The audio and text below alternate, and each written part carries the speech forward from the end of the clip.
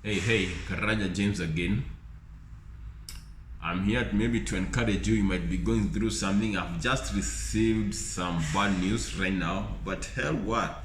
We got to work on our dreams, even if all days have 24 hours. But the information that comes to our mind, whatever we receive each and every day, is not the same. Right now, right this moment, I've got a text that is very devastating, very bad. This is to try to drive me away from what I focused on. But for me, that's nonsense. There's no way just a text message from someone, even if someone has died, is going to drive my focus away. Success is my focus. I'm going to go on it head on, even if I have one eye working, or one teeth, or one hair, or one blood cells. I'm going to focus to building a successful life, not just for me, even for you, to be able to assist you in your careers. So fuck that, let's do this. So in life, I've come to understand you have to pay the price. You have to pay the price. There's a price to be paid for everything that you are achieving in life. You have to pay the price. The phone that you're using, you pay the price. The house that you live at, you have paid the price. The clothes that you have worn today, you have paid the price. Why don't you want to pay the price? The price is always painful, but the fruits are very sweet. The fruits are very sweet. So I have to pay the price for you to get the wife that you have. You have to pay the price. The kids, you have to pay the price. Sometimes you think it's the end of the day, it's the end of your life. Sometimes you go down deep, you feel like you never go up. Sometimes you feel like giving up. That's what everybody faces, even a person like me. And it's part of life. But you have to choose your pain. You have to choose your pain, you have to choose your battles. And some battles, they choose you. Some battles choose you. Either way, whatever you get. Have you ever seen a guy who comes to a meeting to meet his client in a wheelchair and a drip? In a wheelchair, in a drip. That guy just woke up from the hospital bed and told the doctors that he has a very important meeting that he has to attend.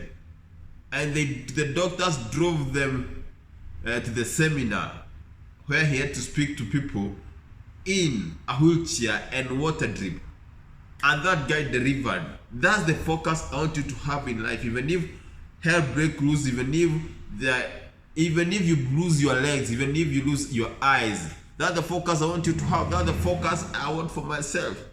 And I'm not just doing this for me. I'm just doing for one person, one life, and which I'm going to change. That's what matters. You might watch these videos. Actually, for 100 or 1,000 people watches the videos, only one will change. Because if someone told you to leave your job, you cannot leave your job because you have insecurities. But that's what success is. Success is knowing what people won't do and you go do it. Because even if the Bible is written, the hell door is this wide, the heaven door is this wide. So hell is always compared with failure, and heaven compared with this small door. So find what very many people are doing, avoid that, and do what very few people are doing. And that's what the success is. So you have to pay the price. How do you pay the price? How do you pay the price of success? Number one, you have to sleep 4 hours. At most 4 hours. Do you know if you spend 3/4 of your life, or if you spend do you know if you spend 6 hours sleeping, it means if you are going to live 60 years, it means that 20 years or 15 years you have spent them sleeping. Just imagine that. If you are going to live for 80 years and you sleep 6 hours a day, it means that 20 years of your life you have spent them sleeping. What about if you spend 15 minutes in the toilet every day? What does that mean? If you're going to live for 60 years, it means approximately you have used 3 or 4 years in the toilet. So you have to pay the price. You have to pay the price. Number 2, you have to spend most of your time looking for people to join your business. Number 2, you have to use most of your time looking for clients. Clients make your life better, and you don't have to look for clients for you to get money. You want to have clients to make an impact in their life, because we give to give, we get to give. You know, this knowledge I've gotten, I'm giving it out, so I'm paying the price. You get to give, you don't get to get. So have that very good spirit of serving people. That's why I have to do a video, even if I don't feel like doing it, even if I get Switch News. I have to do a video because I gotta do this to make sure that I've gotten to give out. I want to die empty, you know. So you have to spend most of your time prospecting, looking for people. Actually, looking for people to join your business is called prospecting. You have to use that time getting clients to join your business, not for you to get the money out of their pocket, but to make an impact in their life. If you assist one person, that's very good. If you assist 2, that's very good. If you have assisted, you have made an impact in life, and you have made your life worth living. The other thing, you have to have a to-do list. Have a list of things that you want to do. Have goals. To-do list will guide you during the day. For me, I always do these videos in the morning before everyone wakes up, and that's why I have an ample time for myself to avoid distraction, because distractions kills life. Distraction kills dreams. Distractions kills visions. I don't want distraction in my life, but in life I'm living today, I cannot avoid distraction, but I want the best thing for myself to avoid distraction. People knocking on my door, people, my phone ringing. That's why I have to do things by excluding the distraction. The other thing, you have to have time for yourself. You have to feed the goose that lays the golden eggs. Have a very nice shave. Have the best food. Have the best medication for your health. Have to do exercise, because you have to feed the geese that lays the golden eggs. You have to feed it. You have to feed yourself. You have to love yourself. No matter what, even if it lays hell on you, you have to love yourself. You have to touch yourself and tell yourself you are the best. Look at that mirror and tell yourself you are the best that there is in this world. You have to do that. You have to love yourself. It starts with you. When you have the happiness, you start to attract things into your life. You know, if you chase after things, they run after you. But if you attract them, there's a person who said, if you want to catch flies, don't start chasing flies during the day, or fly after fly. You're going to be exhausted. You might only get 2 or 3 flies in a day, but you have to be very careful. You have to have a very good mindset. What do? You wait at night, where there is darkness, you put light, and flies, they are going to come to you. Butterfly, they are going to come to you. That's a very good mindset, where there is knowledge and wisdom applied. You know, you have to know when the best time to attract people. So if when you start chasing after butterflies, it's going to run after you. What do you do? What do you do? You wait at night. You go and get a cost of having a fire. That's something that gets fire. Then you attract those flies. Then you're going to catch butterflies just like that. So you have to use your mindset. You have to be very technical. You have to have timing. Timing in business is very, very, very key. And most of the people who are very rich, they use timing very careful. When everyone is running away, that's when the time they go in, because they know there is a lot of to get when people are running away from. So you have to have time for yourself. You must love yourself. You have to thank yourself. Then you have to track your activities. You have to know between this and this time I'm doing this. Between this and this time I'm doing this. Then when you are tracking your activities, means I said in the morning I'm going to wake up at 5. Did I wake up at 5? No. I said between 5 and 6 I'm going to do exercise. Did I do my exercise? No. Between 7 and 8 I'm going to do meditation. Did I do meditation? Yes. Between this and this, I said I'm going to meet James. I'm going to meet client X. I'm going to call so and so. Did I do that? No. So what do you do when you're tracking your activity? When you're tracking you are tracking your activities, you have to punish yourself. If you say that you're going to meditate between 6 and 7 and you didn't do that, make sure you punish yourself. And how do you punish yourself? Maybe you can forego your best lunch. You can Other people have wristbands. When I was doing this, I used to have a wristband. If I said I'm going to do something and I don't do it, I tap myself 10 times. From that pain, the brain wakes up, and from tomorrow, you're not going to repeat the same. Pain is the best medicine that you're going to get. Pain is the best force. I love pain. And in this world, the only person who calls a good teacher is a person who pushed me through hardship. Pain is a good thing. The other thing, you have to make sure you have appointments. You have to talk to people. You have to talk to people every day. People who can build you. People who are here when you are here.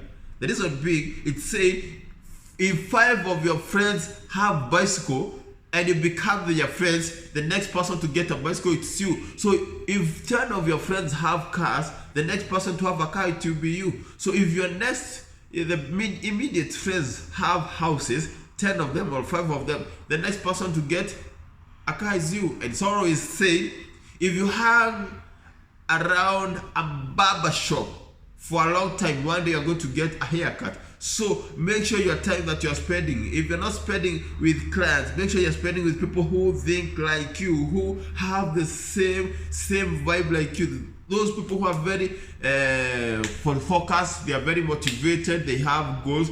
If they have goals, sometimes you'll be forced to ask them, what are you doing good that I'm not doing? You have to have time with people that are pushing you to the best that you can. Then you have to spend some time with your parents, those people you love. And it's very bad. It's very bad. It's very bad. I cannot say how bad it is to find that. The worst pain that can come from you, it will always come from the people or from the person you love the most.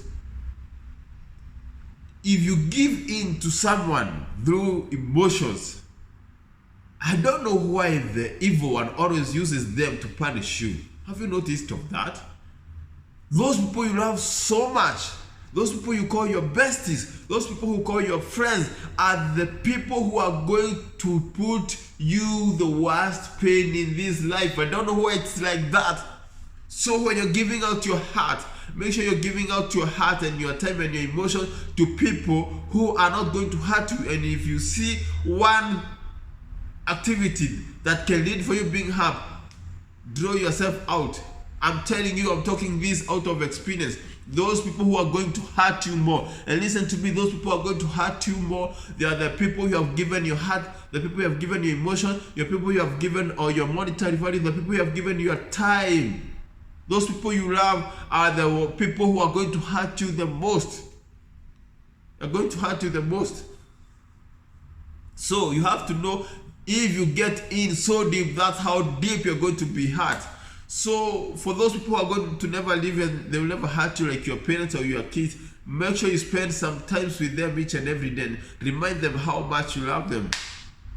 But don't get in 100% when it comes to loving and giving out emotions, because those people who you love are going to hurt you most. It's going to hurt you most than anything else in this world. But give enough. And the last thing I would say, your effort is equivalent to your income. So the more you give, the more you get. Effort relevant to the income. And the last thing, this is the last thing I have to say, you have to burn your bridges. A story is told. There was this general, they had to go and fight. I can remember the story, but I don't know the details. This general was to take his battalion to fight in a foreign country. So they had to use the sea. They had to use the sea so that they can navigate themselves to their territory, the territory of the enemy. So the general had the insight, alikuwa anajua that the war that they are going to fight to be a fearsome and they might lose. So, and he also had some insight that the warriors that he's going to fight, they are 10 times bigger than his army. So from that insight, he knew he had to apply wisdom, and he knew that he had to make sure that his people have to fight to the last tooth. So what did he do? He never told him about these insights. So sometimes it's good to keep information or wisdom for yourself. He never told them this insight. So he waited until they had to cruise through the sea, through the ocean. And when they arrived at the enemy's land, he ordered his juniors, his superintendent, to burn the ships. All the ships they had they had used to come to that land, to enemy's land. They burned all the ships, all of them. And the people, his soldiers, were worried. Why do you have you to burn our ships? Then the general called for a meeting and he told them, do you see that I've burned all the ships? So there's only one way out. No retreat, no surrender. You have to fight for you to come out of this land alive.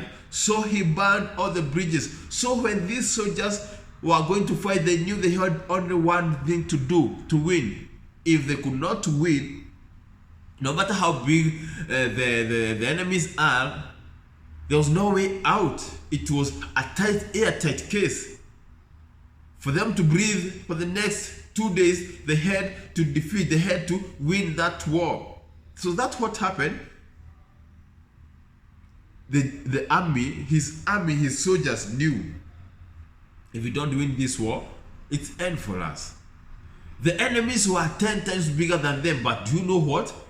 Those people fought that war and they won that war because they knew the only thing for them to do was to win. They needed winning more than they needed their air. So have this thing in your mind. Our brain have been wired very differently. It is very why that if your brain senses a way out, it always takes that way out. So don't you give your brain a way out, because if it gives you a way out, it's going to focus on that way out. So it's not going to push. So make sure you burn all your bridges, and it's no retreat, no surrender. For better, for worse. Peace.